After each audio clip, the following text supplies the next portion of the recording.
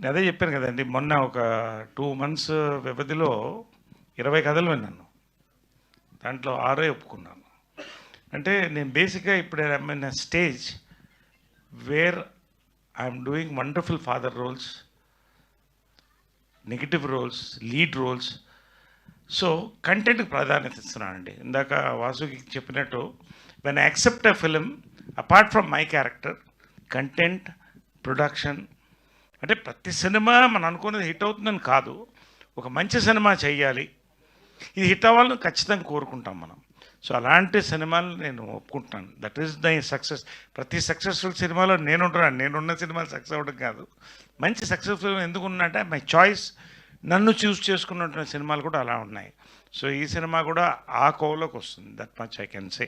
డెఫినెట్గా it's going to entertain in theatres. Popcorn తింటూ మంచి వర్షన్లో, మాన్సూన్లో ఎంజాయ్ అయ్యే తగ్గ సినిమా అని నేను చెప్పగలుగుతాను.